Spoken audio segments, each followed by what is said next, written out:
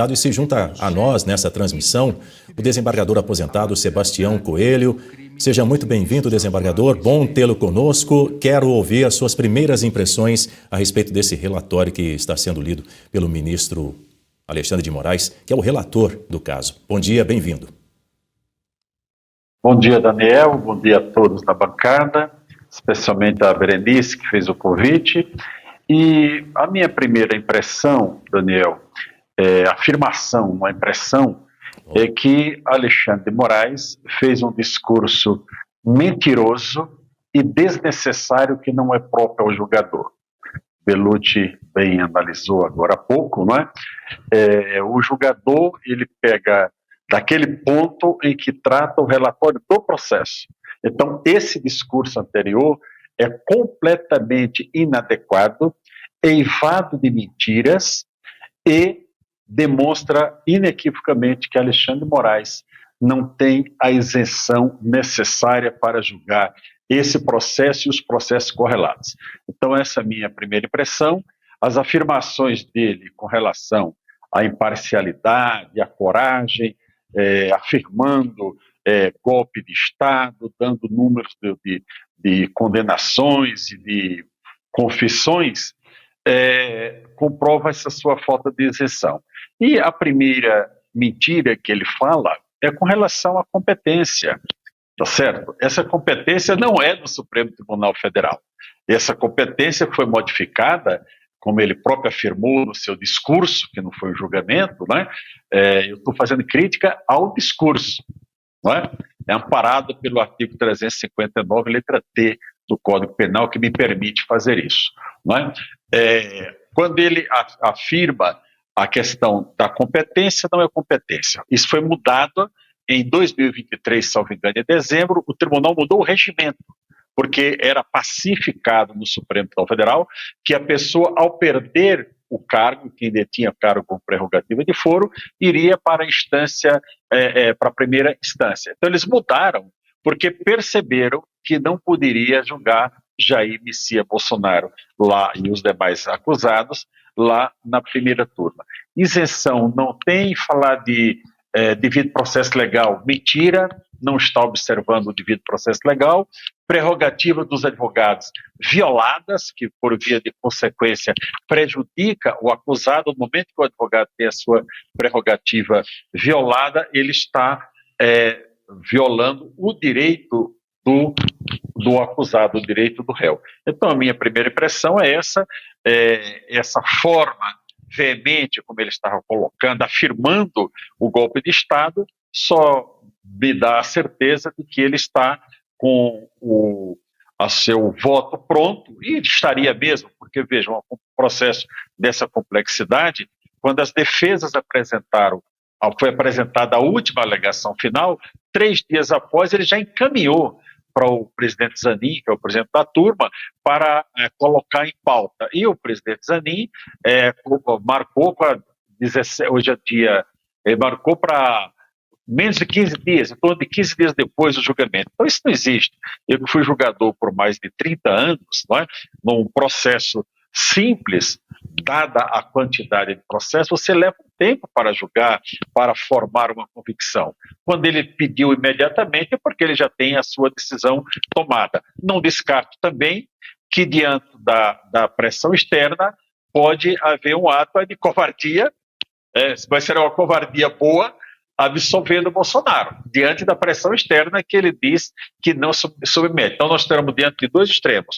Uma condenação muito elástica, falava-se no início de 40 anos, não, isso não vai acontecer, vai ser algo em torno de 20 e poucos anos, 23, 25 anos. Mas diante da situação atual, ou haverá uma absolvição por covardia, por medo, ou uma condenação muito alargada para ter uma imagem internacional e dizer, olha, foi condenado a 40 anos, veja só. Então essa é a minha primeira impressão, Daniel. Desembargador, Berenice Leite tem uma pergunta, ela é quem faz a próxima pergunta para o senhor. Bom dia, desembargador Sebastião Coelho. Mais uma vez, muito obrigada por aceitar aqui o nosso convite. Feliz em estar com o senhor nesse momento, mas o momento, infelizmente, não é nada que a gente possa comemorar nesse momento. Bom, como o senhor bem disse, né, um discurso inadequado que já demonstra ali o posicionamento dele, o seu voto que não é segredo nenhum do ministro Alexandre de Moraes. Ele me chamou a atenção uma parte onde ele fala sobre a pacificação no nosso país. E já na sequência ele cita a questão da impunidade, que segundo ele, a impunidade, ou seja, ele está fazendo referência já à possível anistia, que seria um incentivo de golpe de Estado. O senhor que tem participado aqui em Brasília de muitas manifestações em apoio a Jair Bolsonaro e com essa pauta única, né, anistia e fora Moraes, como é que o senhor vê a importância do povo ir às ruas nesse momento, no 7 de setembro, a relevância disso, já que o 7 de setembro vai ficar ali entre os dias que acontecem o julgamento de Jair Bolsonaro e os demais 7 réus? Bom dia novamente. Bom dia, Berenice, obrigado pelo convite. Veja, Berenice, no dia 8 de janeiro de 2024, houve uma solenidade lá no Senado Federal, onde eles comemoraram essa questão, né, o golpe, porque traria um resultado para eles. E no discurso de Alexandre de Moraes, ele diz claramente que não queria apaziguamento, que não era possível o apaziguamento. E hoje ele faz esse discurso porque está essa movimentação pela anistia, já dizendo, olha, lá na frente isso não pode acontecer. E isso tem levado, infelizmente, a uma posição de covardia do deputado Hugo Mota, presidente da Câmara, porque ele tem dito, olha, não adianta votar uma anistia que o Supremo Tribunal Federal derrube. Isso não é atribuição do Congresso Nacional. O Congresso Nacional tem que fazer valer a vontade da maioria do povo, porque a democracia é existida pela maioria, e a maioria do povo brasileiro hoje quer a anistia. Se o Supremo vai lá na frente tomar alguma outra providência de declarar, por exemplo, inconstitucional, seria uma violência contra o Congresso Nacional e contra o povo brasileiro. Por isso, a necessidade da mobilização e de manifestações em todo o país, no próximo dia 7 de setembro, que ainda está no curso do julgamento. Para quê? Para que eles sintam que a população não está de acordo com o que eles estão fazendo. Hoje mesmo nós iríamos fazer uma manifestação ali em frente à Catedral, porque sempre nas nossas carreatas, na torre de TV, quando o sinal para, as pessoas entram na pista com as faixas para demonstrar o motivo de estarmos ali. E o sinal abre e todo mundo retorna. Nós iríamos fazer isso também hoje de manhã. Mas por uma questão de logística e uma série de situações, entendemos que era melhor continuarmos com o movimento que estamos fazendo à noite, lá na frente do condomínio do presidente Bolsonaro, desde segunda-feira, com orações, basicamente com orações em prol dessa causa do Brasil. Então, quero reiterar a necessidade do povo brasileiro estar nas ruas no dia 7 de setembro, e aqui em Brasília nós vamos ter uma grande manifestação. Já está autorizado pela Secretaria de Segurança Pública, vamos fazer em frente à Torre de TV em Brasília. Veja, nós estamos vivendo, Berenice, no estado de exceção. Estado de exceção. O país recebeu um golpe dado pelo Supremo Tribunal Federal. Nós não estamos em estado democrático de direito, nós estamos em estado de exceção, onde o Supremo Tribunal Federal, que não foi eleito pelo povo, governa o país. Governa em parceria com o presidente Lula e domina as ações do Congresso, porque o Congresso Nacional, infelizmente, a atual composição está comprometida. Parlamentares medrosos, ou medrosos do ponto de vista de atitude de homens e mulheres que botam a cara mesmo em defesa do povo que o elegeu, ou em defesa dos seus interesses. Essa é a realidade que nós vivemos em Brasília, e quem tem possibilidade de falar, eu agradeço a Deus, porque tem me dado a oportunidade de falar, por exemplo, num jornal como este aqui, como eu falo à tarde lá com Geiciane, no Oeste Sem Filtro, e outras emissoras também, não é? Então, as pessoas que Deus dá a oportunidade de poder transmitir alguma coisa, tem que aproveitar essa oportunidade, e eu estou aproveitando as oportunidades. Agora, a Guta Pini faz a próxima pergunta. Guta? Bom dia, desembargador. Uma satisfação estar na sua presença. Doutor Sebastião, o ministro Alexandre de Moraes, aí no seu preâmbulo justificativa do julgamento, absolutamente inapropriado, como o senhor já disse, eles estão sempre justificando a atuação do Supremo, que não se justifica em lugar nenhum do planeta. Em um dos momentos, ele fala que nunca se deu tanta publicidade e transparência para um processo, parabenizando aí a corte por esse trabalho. Mas, doutor Sebastião, o senhor que atuou aí pessoalmente no processo, publicizar os atos para a imprensa, divulgar aí um julgamento transmitido pela internet, é diferente de dar acesso aos autos, não é verdade, doutor Sebastião? Como é que foi aí a sua atuação? Como é que o senhor sentiu aí essa questão de acesso aos autos do processo, o tratamento dos advogados? Bom dia, Guta. Olha, Guta, deixa eu te falar. Alexandre de Moraes, ele é basicamente um criminoso. E, no meu ponto de vista, Alexandre de Moraes é um criminoso de tantas ações ilegais que ele pratica. E o criminoso, ele não tem escrúpulo para jogar qualquer coisa. Eu atuei no processo até após o recebimento da denúncia, no caso do Felipe Martins, os autos eram secretos. Nós iríamos lá, era físico, os advogados faziam deslocamento, às vezes 2, 3 vezes, até o Supremo Tribunal Federal para pegar cópia do processo. Tá certo? É todas as barreiras possíveis. Qual é a transparência? A transparência é que não permite a imprensa entrar com equipamento para fotografar ou para filmar. É só aquela imagem fechada da TV Justiça que eles colocam a imagem que eles querem para fazer externamente, não é? Teria transparência se vocês da imprensa pudessem entrar, os credenciados, e trabalhar livremente. O que eles estão fazendo é um show para uma justificação das ilegalidades que eles praticam. Cerceio advogado, eu mesmo fui preso lá por tentar entrar para assistir o julgamento, fui detido, depois disseram que não era aquilo, não é? Mas eu recebi uma prisão. Não é? Então, o Supremo Tribunal Federal, quando os fatos, quando eles são naturais, eles se justificam por eles mesmos, tá certo? Uma pessoa que para um carro numa vaga normal de estacionamento, ela não precisa se justificar. Quem para onde está escrito proibido e chega o policial de trânsito, aí ele vai se justificar para dizer, olha, eu parei porque foi para deixar meu filho, para deixar minha esposa, ele dá uma justificativa porque ele está errado. Então, quando você se justifica, você está demonstrando que aquilo que você está fazendo não é a verdade verdadeira. Então, a justificativa desse preâmbulo, Guta, que é uma coisa totalmente inapropriada, claro, que os juristas que apoiam esse sistema, e tem muitos juristas com interesses financeiros na corte, não é?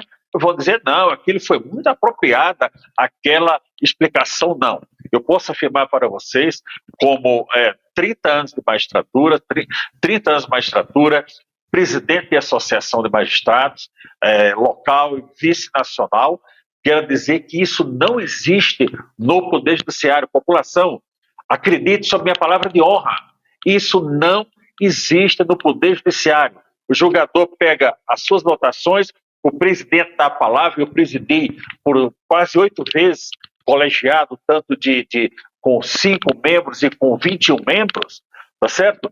O presidente dá a palavra ao relator, ele cumprimenta o presidente da turma ou do plenário, as pessoas que estão ali, advogados, cumprimentam, passa o voto e começa o voto. Não existe discurso.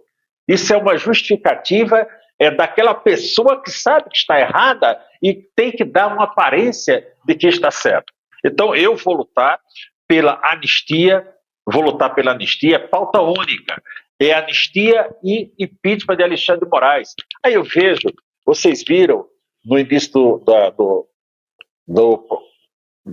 agora no segundo semestre, que os deputados e senadores ocuparam lá as mesas das casas, ficou acordado que na semana seguinte iria ter a votação do processo da anistia e da prerrogativa de foro na Câmara dos Deputados. O que aconteceu?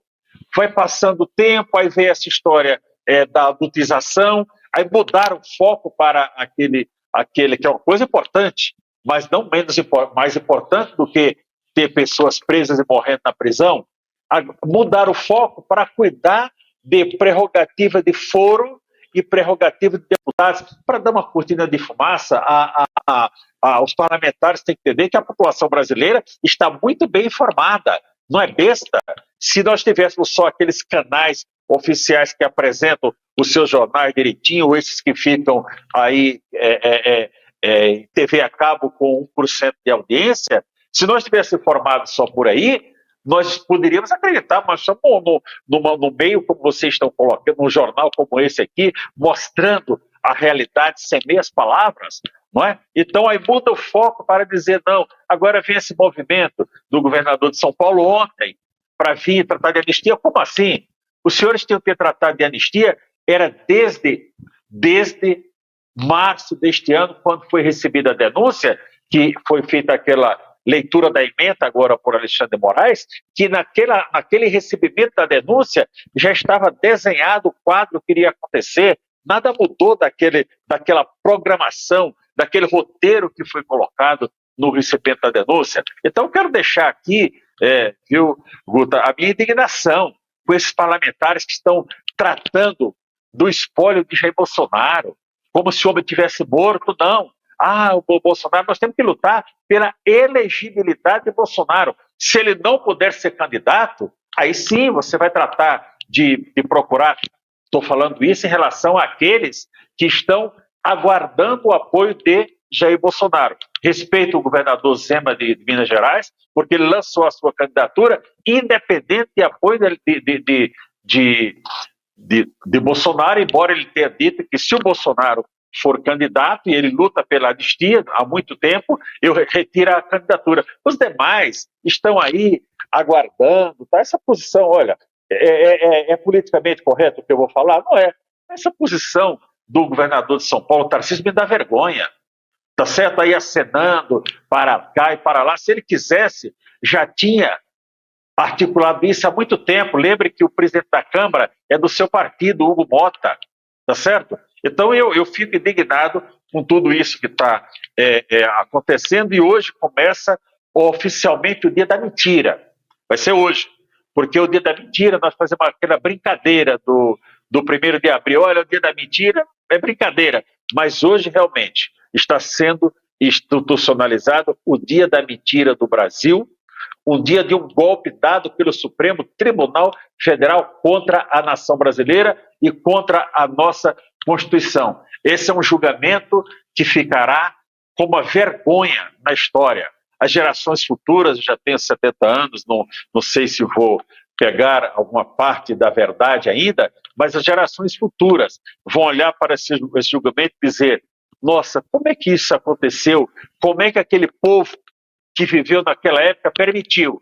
Então, o meu nome e de tantas outras pessoas, de vocês que estão aqui, como a Berenice colocou mais cedo, olha, não tem manifestação na rua porque eles estão eles não amam o país, eles estão saindo em vermelho as ruas.